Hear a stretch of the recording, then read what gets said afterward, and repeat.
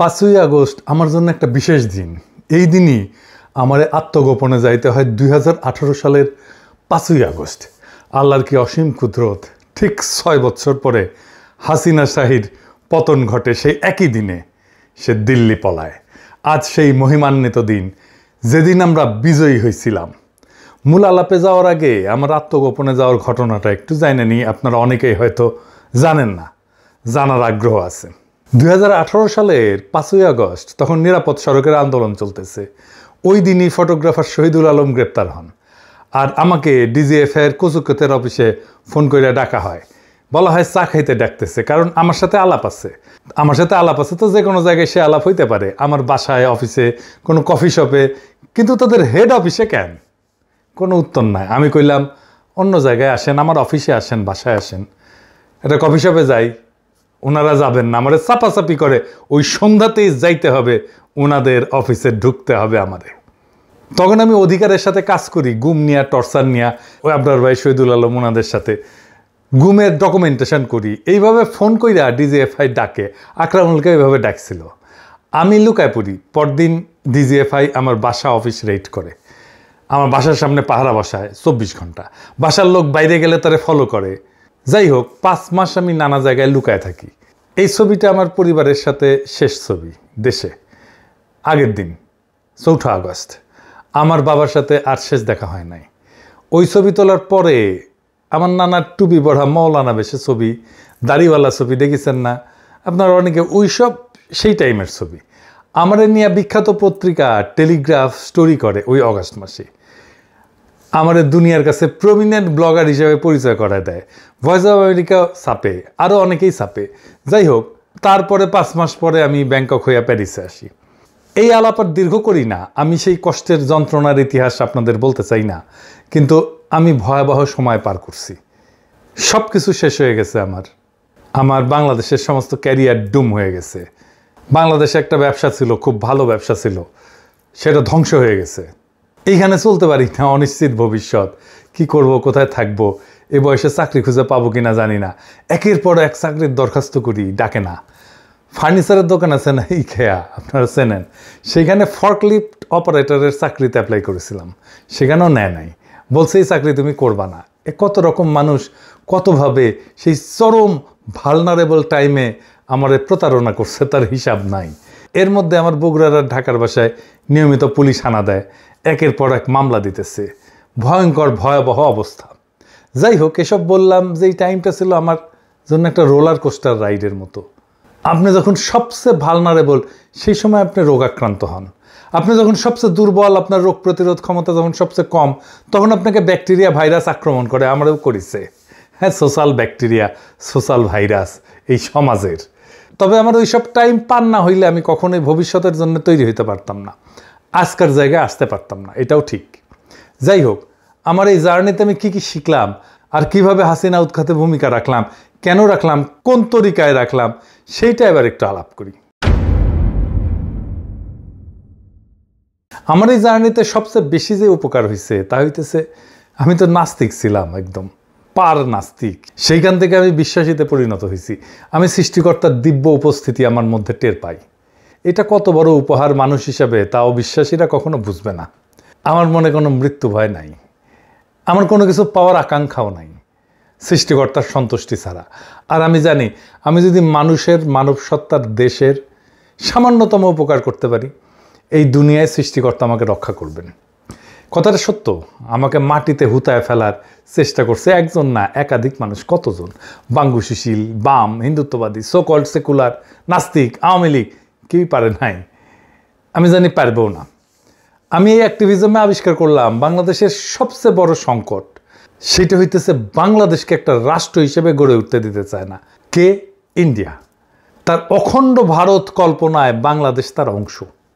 এটি আমাদের বিপদ। সেই বাংলাদেশ অংশকে সে আদর্শিকভাবে পদানত করবে, অথবা এমন শাসক রাখবে যে তার অনুগত। এটাই হাসিনার শাসন। আর সেই শাসন একটা ফ্যাসিস্ট শাসন হয়ে উঠবে, কারণ সেটা সংখ্যালঘুর শাসন। সে হাসিনার শাসন টিকে থাকার প্রধান এবং প্রথম শক্তি তার সো কল্ড লিবারাল সেকুলার প্রগতিশীল শক্তি, যেটা তাকে ঘিরে রাখে। এই লিবারাল সেকুলার শক্তি ঘুরে ফিরা ভারতের বয়ানি ফেরি করবে। এই শক্তিটা ভয়ানক, কারণ তারা সংখ্যায় দুর্বল। এটি ঠিক রুয়ান্ডার মতো। সেটা কীরকম? রুয়ান্ডার দুই জাতি ছিল, হুটু আর তুৎসি। পূর্ব আফ্রিকার দেশ রুয়ান্ডা এবং বুরুন্ডির প্রধান জাতিগোষ্ঠী। হুটুরা সংখ্যাগরিষ্ঠ। রুয়ান্ডার জনসংখ্যার প্রায় 85% ছিল হুটু, আর তুৎসিরা ছিল সংখ্যালঘু, 14 থেকে 15%। এই তুৎসিরা ঐতিহাসিকভাবে গবাদি পশু পালন করত এবং তারা জমিদার শ্রেণী ছিল। বাঙ্গুল্যান্ডে যেরকম জমিদার শ্রেণী ছিল কলকাতার হিন্দুরা, ঠিক সেই রকম তারা ছিল সমাজের অভিজাত শাসক শ্রেণী। জার্মান এবং পরে বেলজিয়ান উপনিবেশবাদীরা তুৎসিদের উন্নত শাসনযোগ্য জাতি হিসেবে চিহ্নিত করে। তারা প্রশাসনে শিক্ষায় প্রাধান্য দেয়, ঠিক একইভাবে বাংলাদেশে যেটা ঘটছে। ফলে হুটুরা সংখ্যাগরিষ্ঠ হইয়াও রাজনৈতিক বা অর্থনৈতিকভাবে বঞ্চিত থাকে। বাংলাদেশে একই ঘটনা দেখেন, সেই জমিদার প্রথা, সেই কলকাতার হিন্দুরা, বাংলাদেশের সাধারণ মুসলমানরা হুটু, আর ক্ষমতাসীন প্রগতিশীলরা তুৎসি। এখনও তুৎসিরাই ক্ষমতায়। দুর্বলের শাসন ভয়ঙ্কর হয়, কারণ তারা সবসময় ভয়ে থাকে। এই মনে হয় জয় বাংলা হয়ে গেলাম। এরা নৃশংস হয়, এরা প্রতিশোধ পরায়ণ হয়। আমি যেহেতু এই সিপিবি ঘরানার লোক, তাই আমি আবিষ্কার করলাম যে এই ঘরানা, এই বাঙ্গুল্যান্ডের এই তুৎসি ঘরানা, এটা দুর্বল। শিক্ষা দীক্ষায় দুর্বল, মেধায় দুর্বল, পেশাগত সাফল্যে দুর্বল। এদের বয়ান চুরমার করে দেওয়া সম্ভব। এদের সাথে কেউ ফাইটে যায় নাই। কেন যায় নাই জানেন? যারা যাইতে পারতো তারা যায় নাই। সে ভয় পায় যে তাকে সাম্প্রদায়িক, মৌলবাদী, হিন্দু বিদ্বেষী এগুলো টেকায় দেয় নাকি। সে তার ইসলামী নাম পরিচয় নিয়ে লজ্জিত এবং বিব্রত থাকে। এই কাজটা খুব ইন্ডিয়া ভালোভাবে করছে। গতকালই একজন আমারে বলতেছে যে, আমার পোস্টে এসে, যে ইন্ডিয়া যেইভাবে বাংলাদেশকে দেখাইতে চায়, আপনি সেই দিকে নিয়ে যাইতেছেন বাংলাদেশকে। আপনি আসলে ইন্ডিয়ার উপকার করতেছেন, আপনি বাংলাদেশের শত্রু। ইন্ডিয়া আমারে নিয়ে কি ভাবলো সেটা দিয়ে বাংলাদেশের রাজনীতি নির্ধারিত হবে? বাংলাদেশ কি ইন্ডিয়ার ইচ্ছা অনুযায়ী চলবে? দেখলাম কে একজন কইতেছে, আমার অ্যাক্টিভিজমের ফলে পশ্চিমবঙ্গে বিজেপি জিতবে। পশ্চিমবঙ্গে বিজেপি জিতবে নাকি সিপিএম জিতবে, সেটা নিশ্চিত করা কি আমাদের দায় নাকি রে, নাকি দায়িত্ব? এইগুলাই ইন্ডিয়ান ফুড সোলজারদের কাজ হয়ে ওঠে বাংলাদেশে। এই বাংলাদেশের লিবারাল সেকুলাররা বাংলাদেশের শত্রু। আসলে বাংলাদেশের রাজনীতিতে অবধারিতভাবে ইসলাম থাকবে, ধর্ম হিসাবে, মূল্যবোধ হিসাবে, ভ্যালুজ হিসাবে, জীবনযাপন পদ্ধতি হিসাবে। সেটাই স্বাভাবিক, সেটাই ন্যাচারাল। ইসলাম তো পশ্চিমের এই গ্রেকো রোমান খ্রিস্টান কালচারের চাইতে প্রোগ্রেসিভ, প্রগতিশীল। সেই ন্যারেটিভে বাংলাদেশের রাজনীতি নির্মাণ করতে হবে, তাহলে এটা টেকসই হবে। তাহলেই বাংলাদেশের স্বাধীনতা, সার্বভৌমত্ব রক্ষা পাবে। একমাত্র তাহলেই আমরা অখণ্ড ভারতের রাষ্ট্র কল্পনা ঠেকায় দিতে পারবো। দেখেন একটা এক্সাম্পল দিই। চরমনায়ের পীর সাহেব, উনারে শরিয়া আইন নিয়ে খালেদ মহিউদ্দিন নাস্তানাবুদ করে দিল। ওই শরিয়া কি এখন অন্য পৃথিবীতে অন্য জায়গায় চালু আছে? এরকম কোনো উদাহরণ কি আমরা দেখবো? মানে আমরা এরকম শরিয়া দেখতে চাই বা এরকম শরিয়া দেখতেছি, ধরেন এই পৃথিবীর অন্য কোনো আমাদের শরিয়া, আমাদের দর্শন, হ্যাঁ আমাদের দর্শন, আমাদের শরিয়া, হ্যাঁ হ্যাঁ আমাদের কোরআন ও হাদিসের মধ্যে দেয়া আছে। এখনকার কোন রাষ্ট্র আছে কিনা? আমার মধ্যে দেখেন এখনকার কোন রাষ্ট্র ব্যবস্থা আছে কিনা, এরকম রাষ্ট্র ব্যবস্থা আছে কিনা? আফগানের মধ্যে আপনারা দেখতে পারেন, সেখানে শরিয়া অনেক বেশি। কার মধ্যে? আফগানিস্তানের মধ্যে। আফগানিস্তানের মধ্যে। আপনি আফগানিস্তানের মতো একটা বাংলাদেশ বানাতে চান? হ্যাঁ, বানাতে চাই। আর ইরানের মতো? দেখেন, ইরানের ব্যাপারটা হলো, যেখানে ইরানের যদি ভালো ভালো যে দর্শনগুলি আছে, ইরানের যে ভালো দর্শন, ওকে, যেটা শরিয়াতে সাংঘর্ষিক না। আমেরিকার যে ভালো দর্শন, শরিয়াতে সাংঘর্ষিক না। ইংল্যান্ডের কোনো ভালো দর্শন, শরিয়াতে সাংঘর্ষিক না। রাশিয়ার কোনো ভালো দর্শন, যেটা ইসলামের সাথে সাংঘর্ষিক না। এরকম জনগণের স্বার্থে। ওকে ওকে, তাহলে আমি মোরলেস মনে করতেছি যে আফগানিস্তানে এখন যে শরিয়া ভিত্তিক রাষ্ট্র ব্যবস্থা চালু আছে, আপনি বাংলাদেশে আপনারা যদি নির্বাচিত হন তো সেরকম একটা শরিয়া ভিত্তিক রাষ্ট্র ব্যবস্থা চালু করতে চান, তাই তো? এই হইতেছে বাংলাদেশের সেকুলার স্ট্যাবলিশমেন্ট, যে শরিয়া আইনকে একটা পরিত্যাজ্য ভয়ঙ্কর আইনি ব্যবস্থা হিসেবে দেখাইতেছে। সেকুলারদের এই পুরা ন্যারেটিভ, এবং চরমনায়ের পীর সাহেব দাঁড়াইতে পারলেন না আর্গুমেন্ট নিয়ে। সেকুলারদের এই পুরা ন্যারেটিভ ভেঙে দিতে হবে। বাংলাদেশের 82% মানুষ শরিয়া আইন চায়, তো এইটাকে কি আপনি গণ অভিপ্রায় বলবেন না? কিন্তু এইটা নিয়ে ইসলামী রাজনীতি যারা করেন তারাও কথা বলতে ভয় পান। তাদের কাছে এটা ব্যাখ্যা নাই, যেন ইন্ডিয়া এসে মেরে ফেলবে এটা বললে। এই জায়গায় আমি আবিষ্কার করছি আমি খুব সহজে পাল্টা ন্যারেটিভ দাঁড় করাইতে পারবো, শক্তিশালী ন্যারেটিভ দাঁড় করাইতে পারবো, সুরমার করে দিতে পারবো ওদের ন্যারেটিভ। ইন্ডিয়ান ন্যারেটিভ সব কয়টা জয় বাংলা করে দিতে পারবো ইনশাল্লাহ। আপনারা দেখছেন এর মধ্যে আওয়ামী লীগের পতন হয়েছে 2024-এ, কিন্তু তার রাজনৈতিক ন্যারেটিভ জয় বাংলা হয়েছে আগে। আমি বলতেছি না যে আমি একাই করছি, আরো অনেকেই করছেন। তাই ইন্ডিয়ারে বাংলাদেশে পরাস্ত করতে হইলে তার ন্যারেটিভ পরাস্ত করতে হবে, এইটাই এখনকার কাজ।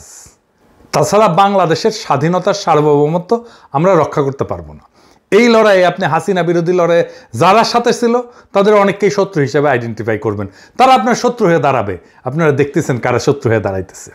আমি আমার এই অ্যাক্টিভিজমের মধ্যে আবিষ্কার করলাম এই হাসিনা বিরোধী লড়াইয়ের মূল ভ্যানগার্ড হবে মাদ্রাসা পড়ুয়ারা, ইসলামের চেতনায় বলিয়ান সাধারণ মুসলমানেরা। তাই হয়েছে আন্দোলনে মাঠে মাঠে নামাজের জন্য দাঁড়ায় যাওয়া বাংলাদেশে আগে কখনো ঘটে নাই।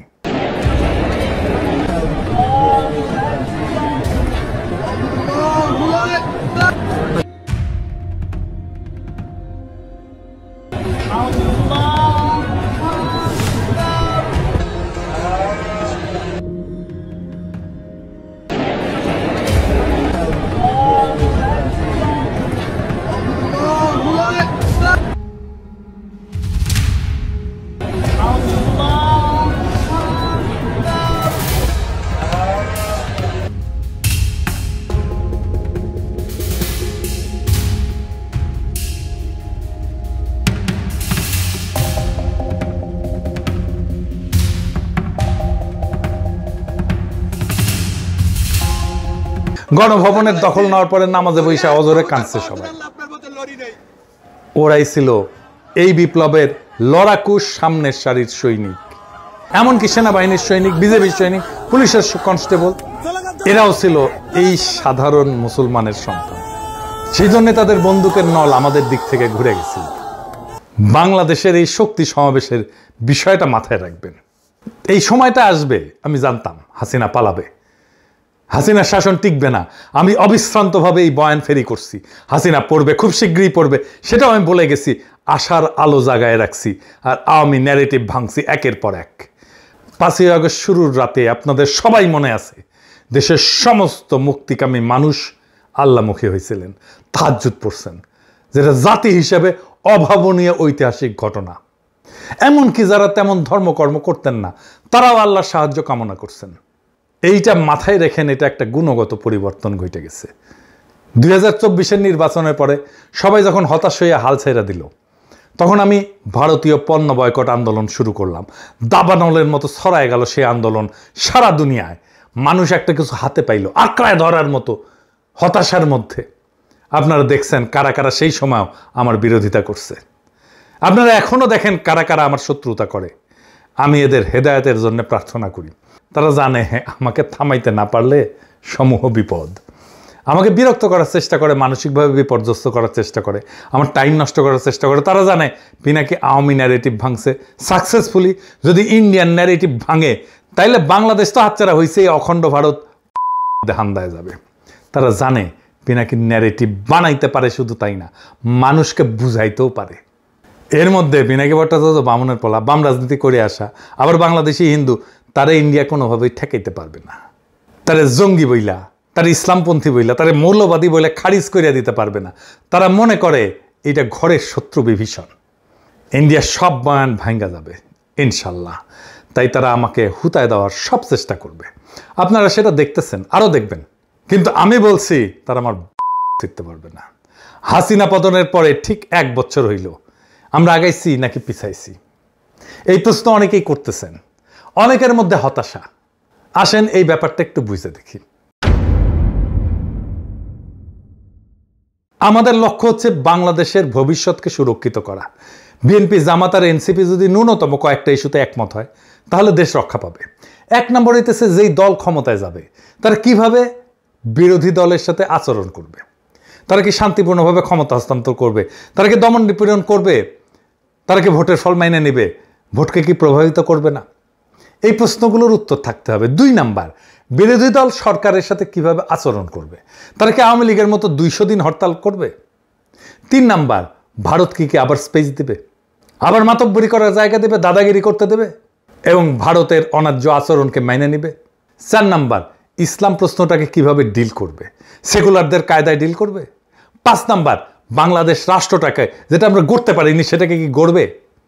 দেখেন, এইটাকে যদি আমার ভবিষ্যতের পলিটিক্যাল ইকোসিস্টেম হিসেবে কল্পনা করি, সেইখানে দেখেন এই 3 দল এনসিপি, জামাত, বিএনপি এই সমস্ত পয়েন্টে একমত হইতে দ্বিধা করবে না। এবার বলেন তো বিএনপির ভাইরা, আওয়ামী লীগ কি এর কোনোটা মানবে বা মানছে বা মানার ইতিহাস আছে? নাই। তাই যারা আওয়ামী লীগকে ভোটে আনার কথা বলে বা আওয়ামী লীগ নিষিদ্ধের বিরুদ্ধে বলে, তাদের থেকে দূরে থাকবেন, তাদের দিয়ে প্রভাবিত হবেন না, কারণ তারা এই ইকোসিস্টেমটা ভেঙে ফেলবে। দেখাই দিয়ে একজনকে খুব বিএনপি প্রেমী আসছে, তাসনিম খলিল, যে আওয়ামী লীগ নিষিদ্ধের বিরুদ্ধে বলে, আওয়ামী লীগকে নির্বাচনে আনতে চায়। সাবধান থাকবেন এদের ব্যাপারে। আজ 1 বছর পরে হিসাবের খাতা খুললে অনেকেরই মনে হবে আমরা যেই পথ পরিক্রমা শুরু করছিলাম সেই পথের শেষের মঞ্জিলে কি পৌঁছাইছি? যেই মঞ্জিলের উদ্দেশ্যে যাত্রা শুরু করছিলাম সেই মঞ্জিলের ধূসর ছায়ার আহ্বান কি শুনতে পাই? প্রিয় দেশবাসী, একটা রাষ্ট্রের নির্মাণ আর অগ্রযাত্রার পথে শুধু যাত্রা আছে, শেষ নাই। পেছনে যাচ্ছিল, সামনেও তাই। এই পথে তীর্থ নাই, আছে তীর্থযাত্রা। আমরা সবাই সেই তীর্থহীন তীর্থের যাত্রী। কবিতার ভাষায় বলি, আজও তাই এ পথের শেষ নাহি পাই। জীবনের প্রথম প্রভাতে বিনা দ্বন্দ্বে বিনা প্রশ্নে উন্মুক্ত দুহাতে তীর্থপথ মহাদীক্ষা করেছি গ্রহণ।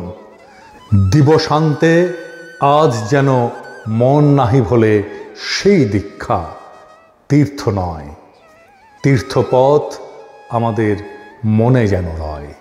ইনকিলাব জিন্দাবাদ।